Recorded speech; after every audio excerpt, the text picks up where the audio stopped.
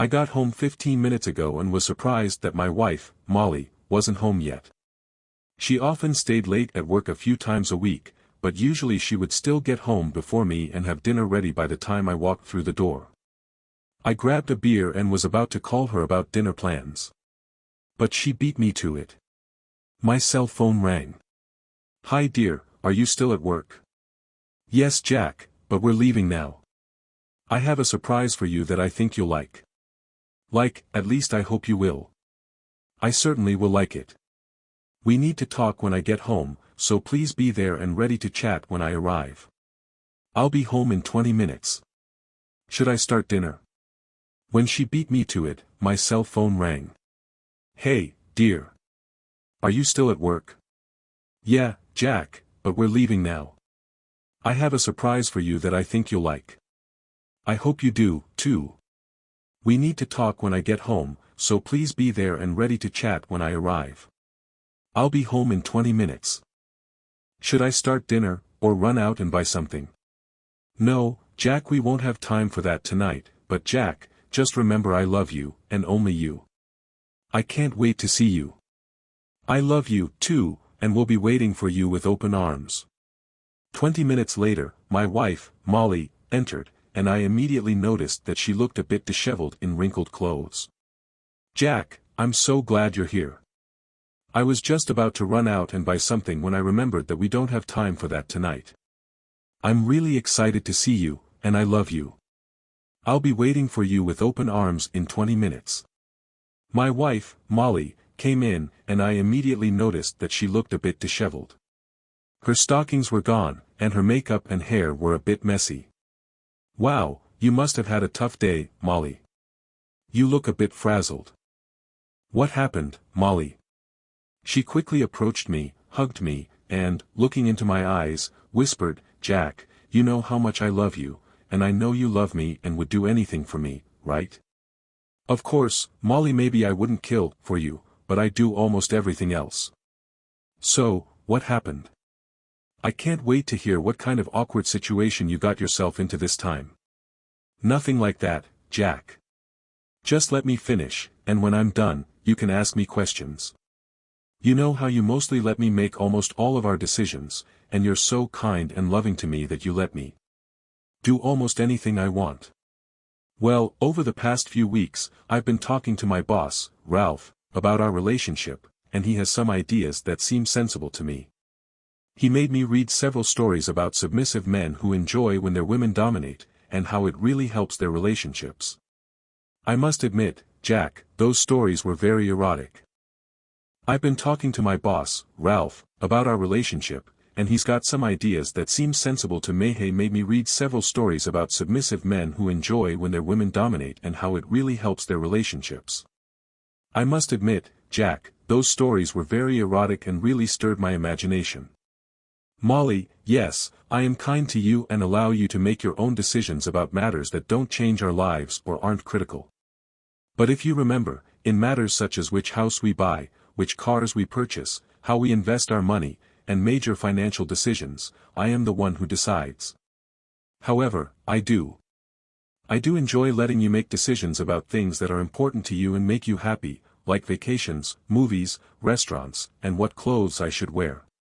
But I don't think that makes me submissive. I just love you and want you to be happy. My dad told me that the secret to a happy and stress-free life is to let go of control. Look, I enjoy letting you make decisions about things that matter to you and make you happy. I am talking about vacations, movies, restaurants, and even what to wear. But I don't think that makes me submissive. I just love you and want you to be happy. My dad said the secret to a happy and stress-free marriage is not worrying about the little things. Then he reminded me that almost everything is a little thing, and we should live life as positively and happily as possible. Okay, Jack, but I still think my boss was right when I compared you to him. He's assertive, powerful, and takes what he wants. People bow to his strong personality. People do what he says, not the other way around. He said he's an alpha male dominant and at the top of the hierarchy, while people like you, even though you're loving and kind, are more beta males and enjoy being dominated and submitting. He thinks you have that quality, and it's just waiting to come out. That's some pretty basic pop psychology, and I'm not on board with it, but what are you getting at? When I said this, I saw a hint of guilt, and her confidence started to fade a bit. Jack, my boss told me he's going to dominate me and be and love me in a way I've never been loved before. He's got a big ego, and he brags about knowing how to use it, and he's been making me feel it in his office for the past few weeks. I have to admit, it's huge. I know it was wrong, and I probably crossed a line that a young married woman should avoid, but it really excited me. I've been fantasizing about him for the past few weeks, imagining him seducing me in the office. He told me that you might actually enjoy knowing I'm with him, that you being submissive might even want to watch, and even if not, we're going to have the most incredible sex of our lives. When I come back to you after having dirty sex with him, I looked at her, expecting some punchline, but suddenly realized she was serious and that she was telling me she said she'd really felt him, and who knows what else. I couldn't believe it. How could you think I'd be okay with this, Jack? I know you love me, and I know you want me to be happy. I'm convinced this will take our love and our sex life to a whole new level. Molly, are you telling me you had sex with your boss? What? What were you thinking, Molly? Oh my God, Jack. I would never cheat on you. You already did. You've had intimate conversations with Ralph, and you told me you've touched him. Did he have sex with you? She lowered her eyes and, unable to look at me, said, No, Jack. Not yet. He did finger me in the car on the way here, and he's waiting in there. What were you thinking, Molly? Oh my God, Jack. I would never cheat on you. You already did. You've had intimate conversations with Ralph, and you already told me that you've touched him. Did he have sex with you? She lowered her eyes and, unable to look at me, said, No, Jack. Not yet. He did finger me in the car on the way here, and he's waiting in the driveway so we can talk about this. Then he plans to come up to our bedroom, and we're going to have sex. You can watch if you want. Ralph would like that, but if not, when we're done, you can come and get me, and I'll have a treat for you. Letting you do anything you've ever dreamed of. Are you kidding me? He's outside right now, and you believe his. He's out there right now, and you believe his nonsense. The thought of being with you after you've been with him makes me want to vomit. So, what now, Molly? Since I'm saying no and demanding that you send him away, well, don't let me hold you back. I see that you'll do this regardless of what I say.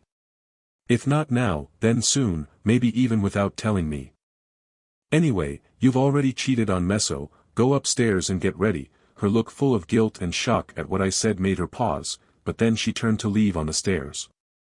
She turned back and said, You'll see, Jack. It's going to be epic.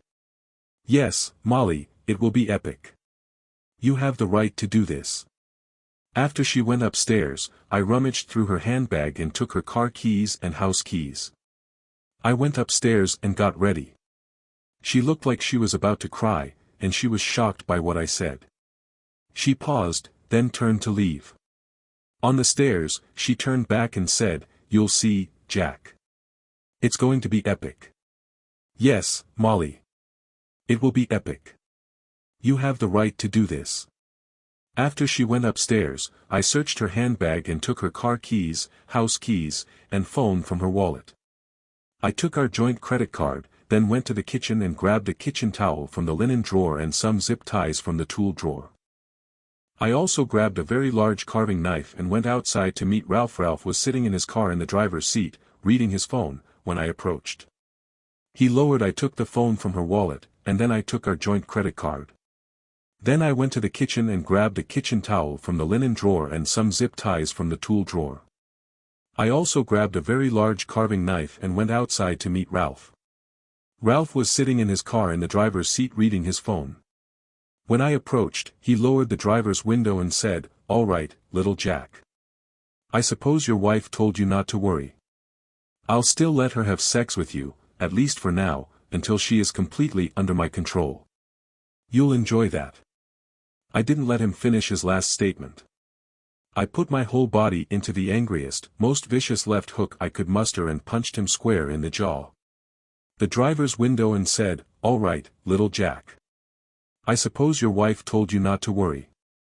I'll still let her have sex with you, at least for now, until she is completely under my control. You'll enjoy it. I didn't let him finish his last statement. I put my whole body into the angriest, most vicious left hook I could muster and punched him square in the nose. The satisfying crunch confirmed that I had done some damage. I handed him the kitchen towel and said, "Here, you might need this, Ralphie." He quickly brought it to his nose, and as he did, I wrapped a zip tie around his left wrist, pulled it up, looped it around the headrest bar, and tightened it. I then opened the car door and I gave him a left hook, trying to hit his supposed size. He doubled over in the seat, curling up as much as he could with his left wrist tied to the headrest. He grabbed the steering wheel with his right hand and screamed in pain. I immediately used the opportunity to zip tie his right hand to the steering wheel. I leaned into his face. I said, "So, the big, strong, dominant alpha male has issues with self-assertion. What a pathetic sack of crap. You have misjudged this situation as badly as possible, and you will learn from your mistakes. Unfortunately for you, Molly is expecting something epic, so let's give it to her." I picked up a water hose that was lying in the grass. I attached a steel spray nozzle to it, and then I swung it and shattered the side window into a bunch of shards that scattered across the seat and floor of the car. Then, I went to the front of the car and broke the windshield, though I didn't quite manage to do it. I filled it with cracks and dents as if the car had been hit by a golf ball. I used a steel spray nozzle, and it worked like a charm. I broke the side window into pieces, and they scattered across the car seat and floor. Then, I went to the front of the car and broke the windshield. It was filled with cracks and dents, like the car had been hit by a golf ball. I also broke the headlights, which felt great. I went back to the driver's window, laughed, and said, "You might need to do some work on your car." Then, I took the knife out of my back pocket, leaned into the car, and pressed it to his neck. I said in a scary voice, "How many times have you slept with my wife? Are you trying to convince her that I would let this happen?" I could see the fear in his eyes as he stammered. I smashed the headlights, and I was pretty satisfied with that. I went back to the driver's window and, laughing, said, "You might need to do some work on your car." Then, I pulled the knife from my back pocket, leaned into the car, and pressed it to his neck. In my most menacing voice, I hissed, "How many times have you slept with my wife?" I tried to convince her that I would let this happen. I saw the fear in his eyes as he stammered, "Only twice in the last few weeks. It meant nothing. It was just sex for both of us. Just let me go, and you'll never see me again." I looked at him as if he were some pathetic form of scum. "I am not going to kill you, at least not right now. But if I hear anything from the police or if I have any other problems regarding our little conversation today, I will come back to find you. If you go to the police, I will most likely go to jail. Maybe I'll get he's out on bail, but that might not matter in the end. He might go to prison, or he might not. Either way, I'll find you at some point. Maybe in a parking lot on your way to your car, maybe in an elevator at work. I'll find you, slit your throat, and spit in your face while I watch you die. It's your choice. This could be the last time you see me, or you can keep looking over your shoulder for the next week, month, or year until the time comes to end you." With these words, I leaned. He stabbed the knife into the passenger seat and said, "Your lover, Molly, will need this to free you, so you can get rid of her, or maybe she'll take you to the emergency room. Whatever. Just make sure you get her out of my sight." I went into the house, and when Molly heard the front door close, she called from the bedroom, "Is that you, Ralph? Come in." He stabbed the knife into the passenger seat and said, "Your lover, Molly, will need this to free you, so you can get rid of her, or maybe she'll take you to the emergency room. Whatever. Just make sure you get her out of my sight." I went into the house, and when Molly heard the front door close, she called from the bedroom, "Is that you, Ralph? Come and take me. Did you sort things out with Jack?" My first thought was, what an incredible fool. I replied, "Molly, Ralph is in the car. He wants you to go out and talk to him. It seems he might have changed his mind." A minute later, Molly came downstairs, dressed in the lingerie I had bought her and a robe she had thrown on. "What happened, Jack?" "You reassure him that everything's okay, Molly. I tell him his future depends on his actions, and you should probably go out and talk to him. She looks at me in confusion and says, Jack, please remember that I love you, and this will make us stronger. Molly, I already feel stronger, I say. She smiles and walks out the front door, and I locked the front door. I went to the garage and pressed the button to open the garage door. As I headed upstairs, I heard her shouting, What did you do, Jack? Come here. I ignored her and went up to the bedroom. I pulled out one of our suitcases and grabbed a handful of clothes from her drawers, including lingerie, bras, and socks. I took some t-shirts, too. I locked it behind her and went to the garage. I pressed the button to open the garage door. As I headed upstairs, I heard her shouting, What did you do, Jack? Come here. I ignored her and went up to the bedroom. I pulled out a suitcase and grabbed some clothes from her drawers, including lingerie, bras, and socks. I also took some t-shirts, jeans, and sweaters from her closet and put them in the suitcase. Then I went to the bathroom and threw in as much of her makeup and other stuff as I could fit. I returned to the closet and grabbed a pair of her tennis shoes. I went to the guest bedroom at the front of the house, opened the window, and shouted, Molly, over here. You might need this. I threw the suitcase onto the driveway. I threw the tennis shoes, aiming for her head, but she managed to avoid Jack. Please, what are you doing? I was sure this was what you wanted. I'm sorry, I didn't mean to make you angry or hurt you. I can't believe how cruel and vicious you were to Ralph. For God's sake, he's my boss. Please, Jack, let me in, and we can. Jack, please, I'm begging you. What are you doing? I was sure this was what you wanted. I'm sorry, I didn't mean to make you angry or hurt you. I can't believe how cruel and vicious you were to Ralph. For God's sake, he's my boss. Please, Jack, let me in, and we can discuss how to get through this. Molly, I can't even begin to tell you how ridiculous you've sounded since you came home with your little scheme to turn me into your plaything. I wonder if you've had a stroke or if you're on drugs, or maybe I just never knew how shallow you were. Molly, you're so ridiculous. Since you came home with your little scheme to turn me into your plaything, you've sounded absolutely pathetic. I don't know what's going on with you. Whatever the case, it doesn't matter right now.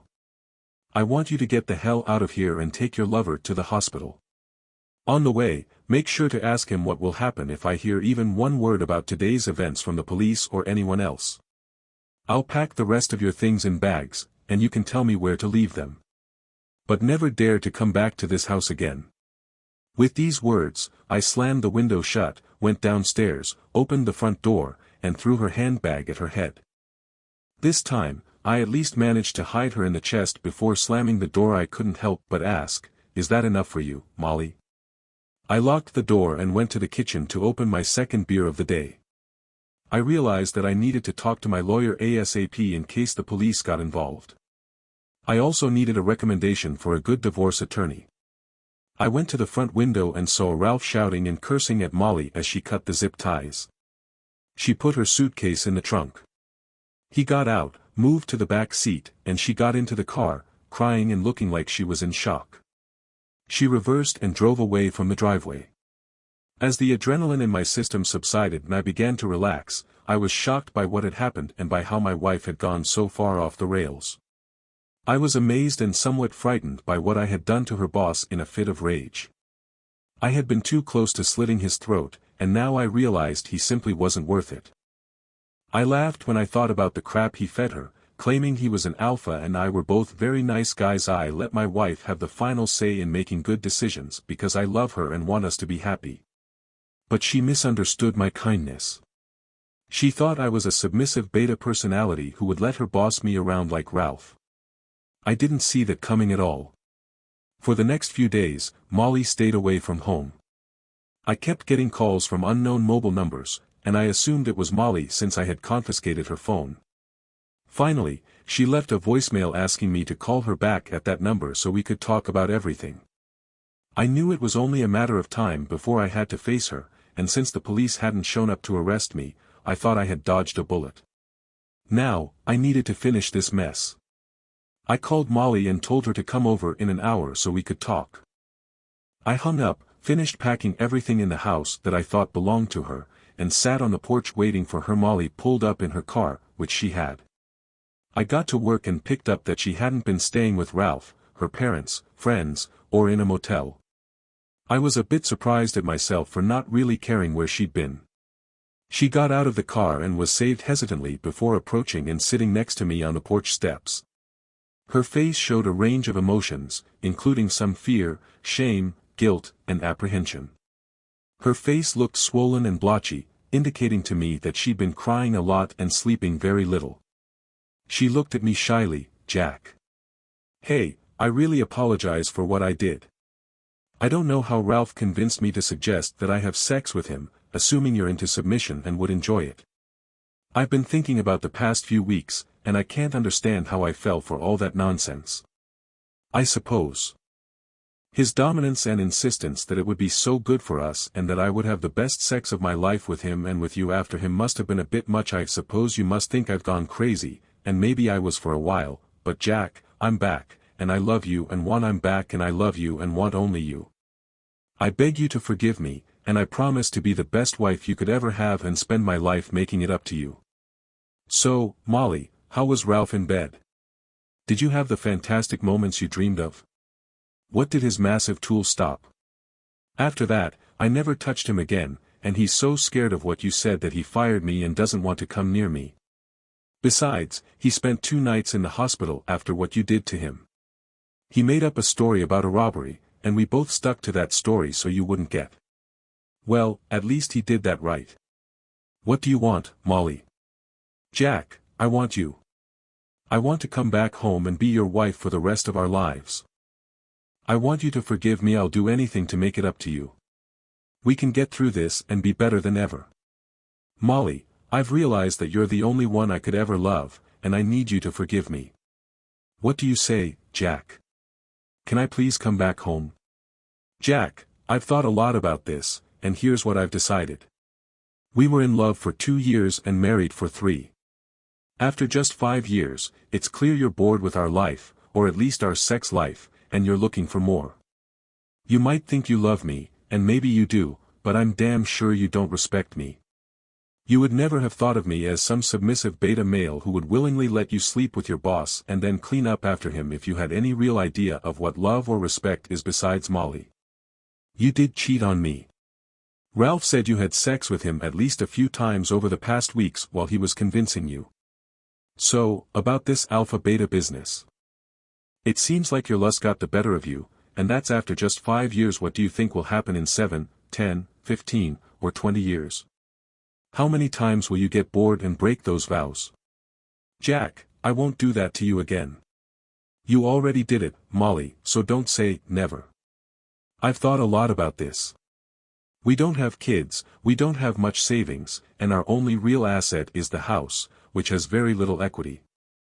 I've decided, Molly, that the risk of staying with you is much greater than any benefit. I think it's only a matter of time before you justify another affair to yourself. Given the regrettable experience with Ralph, next time you'll just do it behind my back. I don't trust you anymore, and worse, I don't respect you. I can't be with someone who doesn't respect me and whom I no longer respect. Molly began to cry as I explained my decision, and now she was sobbing as I told her we were finished. Molly, we're getting a divorce. You'll keep your car, and I'll keep mine. We can split our savings and sell the house. Hey, we're both pretty young, and I'm hoping to start fresh with someone who'll love and respect me for who I am. I've already hired a divorce lawyer so we can do this amicably, or you can hire your own lawyer. Let's load your things into the car, and you can leave and find as many alpha males with big sizes as you want. I'll start moving out next week so we can put the house on the market. It's not Jack, no. You have to forgive me. I need you. I love you. I really do respect you. It was just a mistake. I was drawn into you. Have to. Hey, Molly, I'm really sorry, but I've said all I can say for now. We need to move on with our lives. If we run into each other again in the future, let's just be polite and say hello, but keep walking. I hope you find what you need. I started loading her things into the car, and when we were done, I looked at her, said goodbye, went into the house, and